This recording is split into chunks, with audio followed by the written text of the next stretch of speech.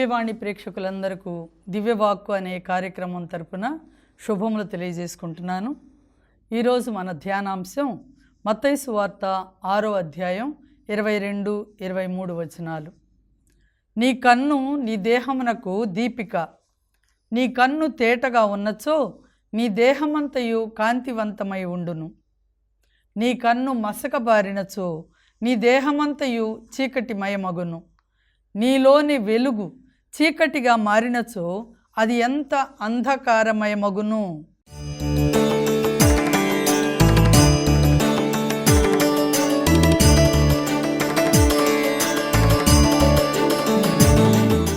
కాబట్టి ఈరోజు ఈ వాక్యాన్ని, కన్ను గురించి మనం ఎంత జాగ్రత్త పడాలో దేవుని వాక్యం ద్వారా మనం ధ్యానించుకుందాం. చిన్న ప్రార్థన చేసుకుందాం. పరిశుద్ధుడ, ప్రేమామయుడవైన తండ్రి, నాయన, మీరు మాకు ఇచ్చిన ఈ సమస్త శరీరం నీ నామ మహిమ కోసం మేము నాయన ఉపయోగించాలని ఎంతో గొప్ప చిత్తాన్ని మా పట్ల కలిగి ఉండి, ప్రణాళిక కలిగి ఉండి ప్రభువా నాయన సమస్తాన్ని మాకు సమకూర్చారు. కానీ ప్రభువా, ఈ అవయవాల ద్వారానే మేము ఎన్నోసార్లు మీకు వ్యతిరేకంగా, మా తోడి వారికి వ్యతిరేకంగా పాపంలో పడిపోతున్నాం. కరుణించి నాయన మా కంటిని ముఖ్యంగా ఏదైతే మా దేహానికి దీపికగా ఉండాలో దానిని మేము మసకబారిపోనీయకుండా కాపాడుకునే శక్తిని మాకు దయచేయమని, ఈ వాక్యం ధ్యానించే ప్రతి మాట మా అందరి హృదయాలలో పదిలపరుచుకొని వాక్యానికి లోబడి జీవించే కృపను అనుగ్రహించమని యేసు నామములో వేడుకుంటున్నాము తండ్రి. ఆమేన్. ఆమేన్. ఈరోజు మన దృష్టి సరిగా ఉంటే సమస్తం కూడా సరిగానే ఉంటుంది అని చెప్తున్నారు. కన్ను నీ దేహానికి దీపిక అని. కరెక్టే కదా. మనం ఏది అయినా సరే ముందు మన కంటితో చూసిన తర్వాతే దాని మీద మనం ఒక ఒపీనియన్, ఒక అభిప్రాయానికి వస్తుంటాం. కంటితో చూడకుండా మనం వెంటనే ఏది కూడా దాని గురించి మనం వెంటనే ఎక్కువగా చెప్పలేం కదా. కాబట్టి కంటిని ముందు మనం జాగ్రత్తగా పదిలంగా కాపాడుకోవాలి. నీ కంటితో నువ్వు గనక నీ కన్ను నీకు పాపకారణమైతే దానిని పెరికి పారవేయి అని చెప్పారు ప్రభు. ఇంతకుముందు 5వ అధ్యాయంలో కూడా మనం చూసాం. 2 కళ్ళతో నరకంలోకి వెళ్ళే కంటే ఒక్క కంటితో పెరికి పారవేస్తే ఒక్క కంటితో పరలోక రాజ్యంలోకి రావటం మంచిది కదా అని చెప్తున్నారు. కాబట్టి ఏ కన్ను అయితే మనల్ని పాపానికి లాక్కొని పోతుందో ఆ కంటిని మనం చాలా జాగ్రత్తగా కాపాడుకోవాలి.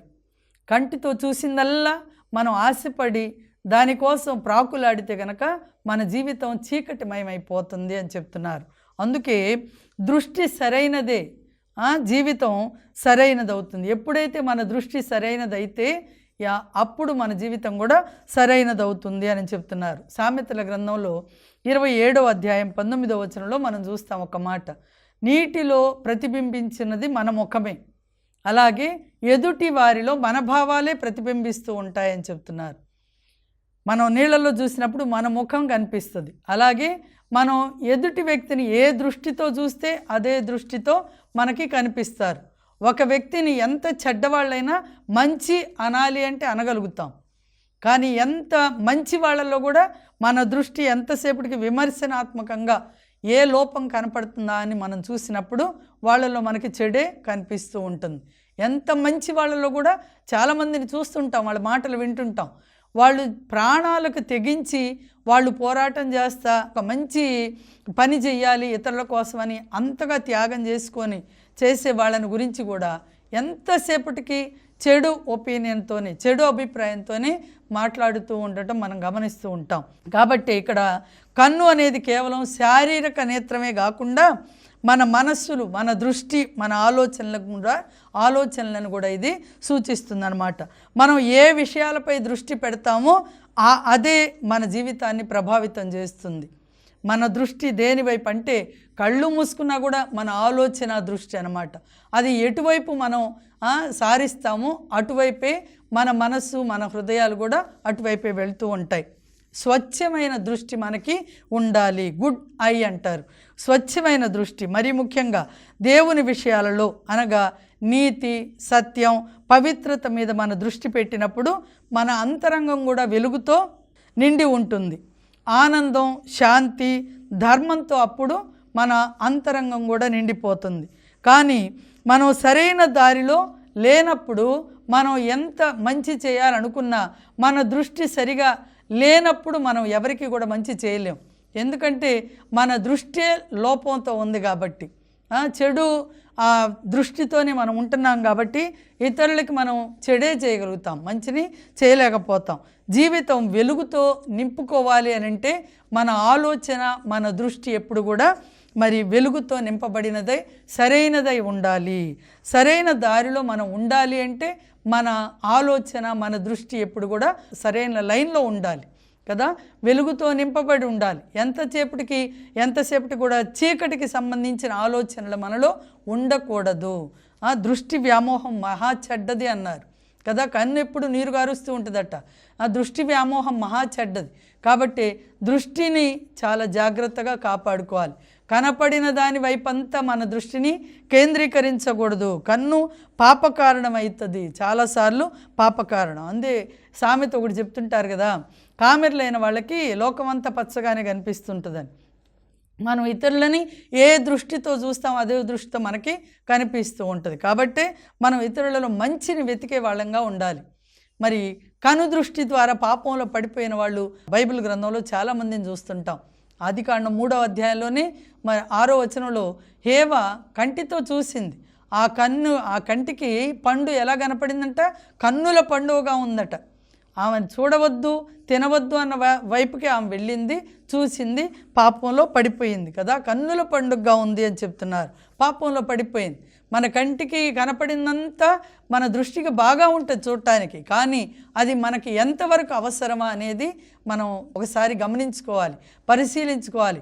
ఎదుటి వ్యక్తులకు అది ఉంది, లేదా ఎదుటి వాళ్ళలో అది ఉంది, మనకెందుకు లేదు, మనం కూడా అది తీసుకోవచ్చు, ఇది కొనుక్కోవచ్చు, అది చేయవచ్చు అని చెప్పి పోటీకి పోతే, చూసిందల్లా మనం కావాలని ఆశపడితే కొన్నిసార్లు పాపానికి దారి తీస్తుంది. పాపంలో పడిపోతాం, జాగ్రత్త, నష్టపోతాం చాలా వరకు. అందుకని జాగ్రత్త పడమంటున్నారు.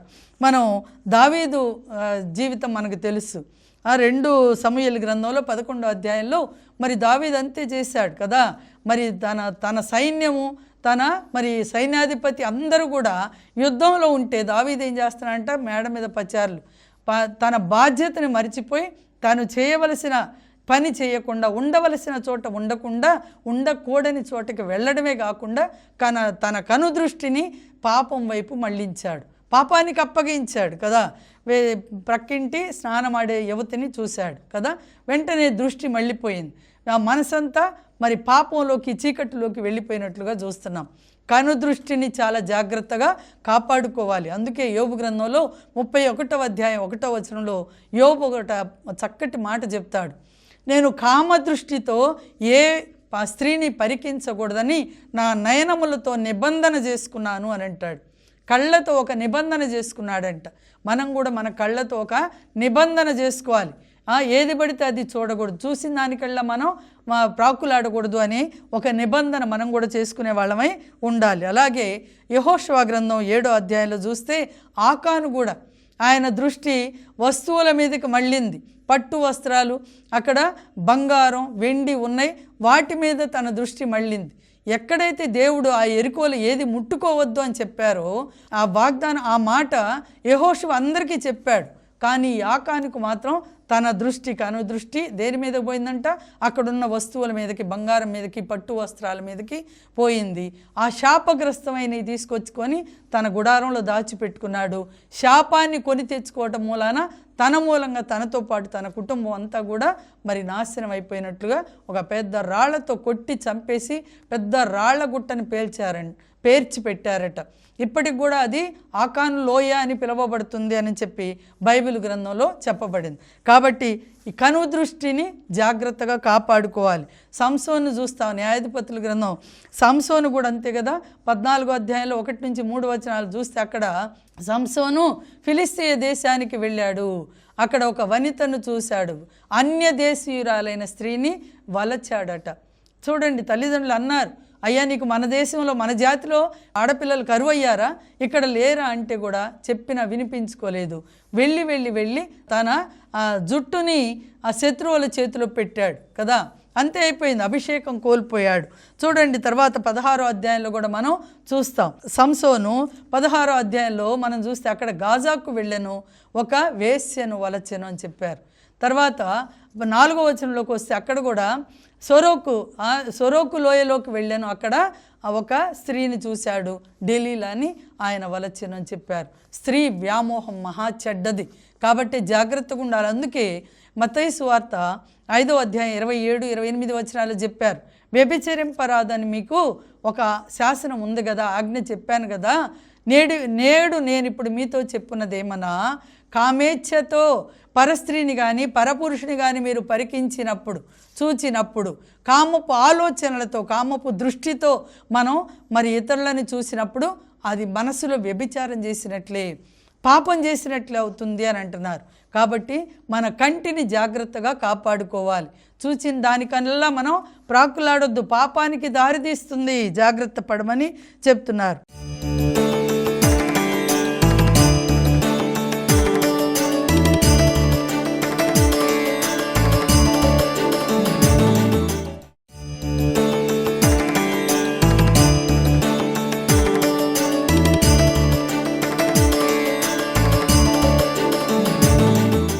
మనం ఇంకా యూదా ఇస్కారియోతు, ఆయన దృష్టి ఎంతసేపటికి డబ్బు సంచి మీదే ఉంది.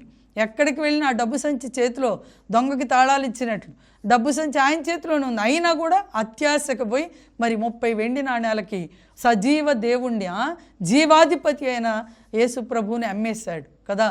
చూడండి మనం కూడా అంతే, కొన్నిసార్లు డబ్బు వ్యామోహం వల్ల ఈ వ్యామోహం కనుదృష్టికి ఏదైతే వ్యామోహంగా అనిపించిందో దానిలో పడిపోయి ఆ మాయలో చిక్కుకొనిపోయి పాపానికి మరి ఎలాంటి సంకోచం లేకుండా చెడ్డ కార్యాలకి పాల్పడుతూ ఉంటారు. చాలా జాగ్రత్తగా ఉండాలి. ఏ స్త్రీనైనా ఏ పురుషునైనా చూసినప్పుడు మంచి దృష్టి ఉండాలి. దేవుని ఆ దృష్టితో మనం చూడాలి, ప్రేమ కలిగి ఉండాలి, మంచి ప్రేమ. అది ఏమంటాం, ఏ కలుషితం లేని ప్రేమ మనలో ఉండాలి. ఆ దృష్టితోనే మనం ఇతరులని చూడాలి, కానీ అంతేగాని ఎంతసేపటికి పాపపు దృష్టి మనలో ఉండకూడదు.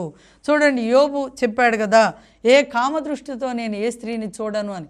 అలాగే యోసేపు కూడా, ఆయన కూడా 39వ అధ్యాయంలో 7 నుంచి వచనాల్లో చూస్తాం. పోతిఫర్ ఇంటిలో ఉంటే పోతిఫర్ భార్య ఎంత వేధించినా శోధించినా కూడా ఆయన కనుదృష్టిని మళ్లించుకున్నాడే కానీ పాపం వైపు తను మొగ్గలేదు కదా. మన జీవితాలలో, అనుదిన జీవితాల్లో మనకు కూడా ఇలాంటి సంభవాలు సంఘటనలు ఎదురవుతూనే ఉంటాయి. కాబట్టి జాగ్రత్త పడమనే ప్రభువు ఇదంతా మన ముందు పెట్టారు. అలాగే దానియేలు చూస్తాం, ఆయన కూడా మరి 1వ అధ్యాయంలో 18వ వచనంలో చూస్తే రాజభవనం నుండి పంచభక్ష పరిమాణాలు వచ్చాయంట, తినమని చెప్పి అన్నీ కూడా పెట్టారు. కానీ దానికోసం ఆయన ఆశపడలేదు. చూశాడంత కంటికి ఇంపుగా మంచిగా కనిపించాయి, దానికి ఆశపడి తన తీర్మానాన్ని, తన నిశ్చయాన్ని, నిర్ణయాన్ని మార్చుకోలేదు కదా. అందుకే రాజభవనం నుండి వచ్చిన ఆహారం ముట్టుకొని నేను అపవిత్రుడను కారాదు అని తను ఒక నియమం చేసుకున్నాడు. కాబట్టి అది ఫాలో అయ్యాడు. ఆహారం చూడగానే ఆకర్షించబడలేదు. మనం కూడా బయటికి వెళ్ళినప్పుడు రకరకాలవి కనపడుతుంటాయి, అన్నీ రోడ్ల మీద కనపడే చెత్త అంతా కూడా మన కంటికి చాలా విలువైనదిగా కనపడుతుంది. దాన్ని మనం ఏం చేస్తాం, తెచ్చుకొని తిని రోగాల పాలవుతుంటాం చాలాసార్లు కదా.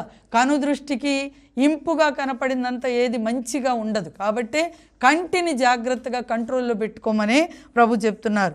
యేసు ప్రభువు కూడా హెబ్రీ పత్రిక 4వ అధ్యాయం 15వ వచనంలో యేసు ప్రతి విషయంలోనూ శోధింపబడినా కూడా పాపం చేయలేదు కదా. నీలో ఉన్న వెలుగు చీకటిగా మారితే ఆధ్యాత్మిక అంధకారం వస్తుంది. బయట దృష్టి మీద, బయట ఉన్న వాటి మీద మన దృష్టిని కేంద్రీకరిస్తే లోపలంతా కూడా వెలుగంతా చీకటి మయమైపోతుంది. కాబట్టి మన జీవితం అంధకారం అయిపోతే ఇంకా మనం మరి ఆ వెలుగుని మనం ఇంకా పొందలేం, వెలుగులోకి మనం ప్రవేశించలేం. కాబట్టి దేహానికి దీపికగా ఉండవలసిన కన్ను మసకబారకూడదు, పాపంలోనికి దృష్టిని మళ్లించకూడదు, మంచి విషయాలు చూడాలి, దేవుని వాక్యంపై దృష్టిని మళ్లించాలి, హృదయాన్ని పరిశుద్ధంగా ఉంచుకోవాలి. నీ కను దృష్టి నీ జీవితాన్ని నిర్ణయిస్తుంది అని గుర్తుపెట్టుకోవాలి. అంతేకాకుండా మనం చూస్తాం కదా, ఒక దైవ సేవకుడు అలా వెళుతూ ఉంటే ఒక చక్కటి అందమైన స్త్రీ ఎదురుగా వస్తుందట. ఆయన దృష్టిని మళ్లించుకోలేకపోయాడట. ఆ స్త్రీ వైపు అట్లాగే చూస్తూ ఇంకా ఆయన అంతరాత్మ చెప్పింది, ఇదిగో పాపంలో పడిపోతున్నావు. వెంటనే ఆయన ప్రక్కనే దారి వైపుకి మళ్ళీ దృష్టి మళ్లించినప్పుడు అక్కడ పెద్ద కంప, ముళ్ళతో కూడిన కంప ఉందట. ఆయన తన దృష్టిని మళ్లించుకోవడానికి తనంతట తానుగా వెళ్ళి ఆ కంపలో పడిపోయాడట. పడిపోయినప్పుడు ఆయన డివేట్ అయిపోయింది ఆయన మనసు ఆలోచన అంతా కూడా. అప్పుడు అమ్మో అబ్బో అని చెప్పి ఆ నొప్పులు, ఆ బాధ, ఆ ముళ్ళ వేదనకి ఆయన దృష్టి మళ్లించుకున్నాడు, పాపంలో పడకుండా. అందుకని ఒకవేళ శోధనని జయించడానికి కొన్నిసార్లు మనం కష్టపడాల్సి వస్తుంది, కొన్ని హింసల పాలు, నిందల పాలు కూడా కావాల్సి వస్తుంది. కాబట్టి అన్నిటిని కూడా జయించినప్పుడే ఈ కంటిని మరి ముఖ్యంగా మనం జయించగలుగుతాం. కనుచూపుని చాలా కంట్రోల్లో పెట్టుకోవాలి. కంటి ద్వారా ఎంతోమంది పాపంలో పడిపోయారు. అందుకని అంటున్నారు ప్రభు, ఒక కన్ను నీకు పాప కారణమైతే పెరికి పారేయి, 2 కళ్ళతో నువ్వు నరకంలోకి వెళ్ళే కంటే ఒక కంటితో పరలోక రాజ్యంలోకి రావచ్చు కదా అని చెప్తున్నారు. కంటి ద్వారా ఎంతోమంది మనం బైబిల్ గ్రంథంలో చూస్తే ఎంతోమంది పాపంలో పడిపోయిన వాళ్ళు ఉన్నారు. కాబట్టి పాపకారకులుగా మనం కూడా ఉండకూడదు, ఇతరుల పాపంలోకి తీసుకొని వెళ్ళే వాళ్ళంగా మనం ఉండకూడదు అని చెప్తున్నారు. మరి దృష్టి వ్యామోహం మహా చెడ్డది అంటున్నారు. అందుకని కాబట్టి దృష్టిని చాలా జాగ్రత్తగా కాపాడుకోవాలి. కళ్ళు మసకబారిపోతే, భౌతికంగా మసకబారిపోతేనే డాక్టర్లను సంప్రదిస్తాం, రకరకాల ట్రీట్మెంట్స్ తీసుకుంటాం. కానీ మన అంతర్దృష్టి మలినమైపోతే, కలుషితం అయిపోతే ఇంకా దేవుడు తప్ప ఎవరు కూడా దాన్ని బాగు చేయలేరు. మనం ఎలీషా ప్రవక్తను చూస్తున్నాం. 2 రాజుల గ్రంథంలో 6వ అధ్యాయంలో ఎలీషా ప్రవక్త కొండ మీద కూర్చొని ప్రార్థన చేసుకుంటూ ఉంటే సిరియా రాజు తన సైన్యాన్ని పంపాడు, పట్టుకొని రండి ఆయన. ఎందుకంటే మన సిరియా రాజు పడక గదిలో మాట్లాడిన మాటలు కూడా ఈ ప్రవక్త తన రాజుకు తెలియజేస్తున్నాడు. కాబట్టి ఈ ప్రవక్తని పట్టి బంధించి తీసుకురమ్మని సైన్యాన్ని పంపించినప్పుడు ఎలీషా ప్రవక్త కూర్చొని లోపల ఆ కొండ గుహ లోపల ప్రార్థన చేసుకుంటా ఉన్నాడు.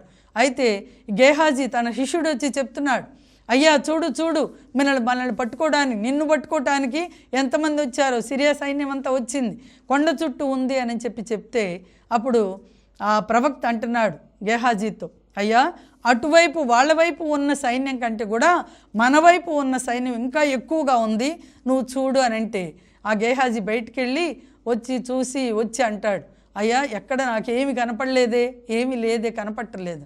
ఎందుకంటే మన కనుదృష్టి ఈ లోక విషయాలతో మసకబారిపోయి ఉంది. కాబట్టి దేవుని ఆలోచనలని, దేవుని క్రియలని, కార్యాలని మనం చూడలేకపోతుంటాం కొన్నిసార్లు.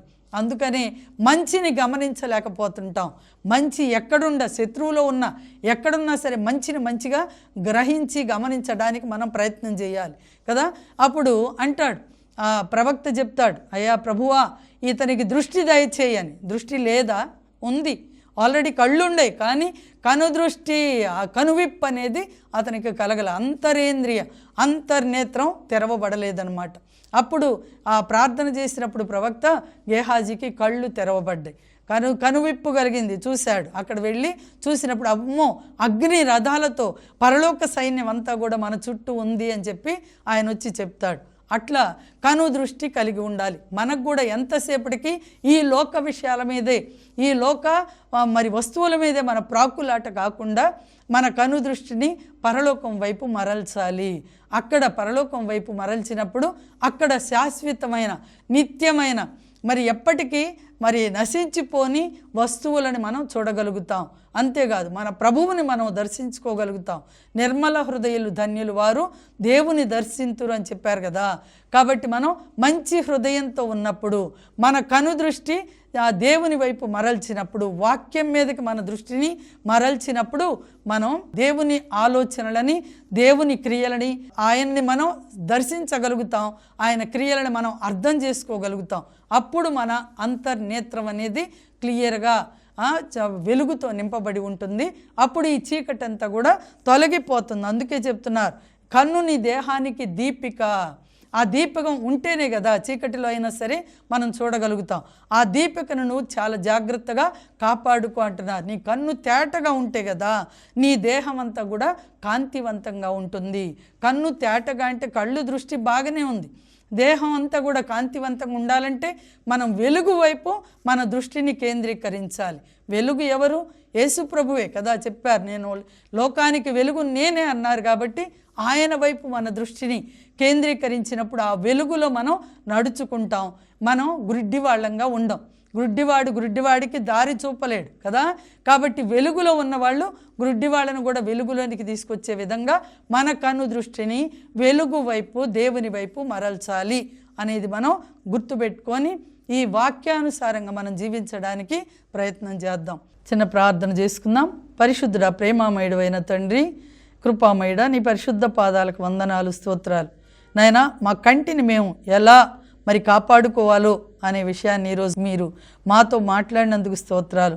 మా కన్ను మా దేహానికి దీపిక గనుక తండ్రి, నాయన ఈ దీపిక మసకబారిపోకుండా ఉంటేనే మా దేహం అంతా కూడా కాంతివంతంగా ఉంటుంది అని నాయన నీ వాక్యం ద్వారా మీరు సెలవిస్తున్నారు. కనుక ప్రభువా, మా దేహం అంటే ఆ జీవితం అంతా కూడా ప్రభువా మీ వెలుగులో నడపబడాలి అంటే మా కను దృష్టి మరి మీ వెలుగుతో నింపబడాలి. కనుక తండ్రి, మరి ఈ లోక విషయాలతో మా దృష్టి ఒకవేళ మసకబారిపోయి ఉంటే నాయన శుద్ధి చేసి నాయన మా జీవితాన్ని ప్రభువా మీ వెలుగులో నడిపించమని, వెలుగును అనుసరించే బిడ్డలుగా, అనేక మందిని వెలుగులోకి నడిపించే బిడ్డలుగా మమ్మందరిని మలచమని, మార్చమని మా నాథుడు మా రక్షకుడైన యేసుక్రీస్తు నామములో మరియ తల్లి సకల పునీతులు ప్రార్థనల ద్వారా వేడుకొని పొందుకుంటున్నాము తండ్రి. ఆమేన్, ఆమేన్. Praise the lord.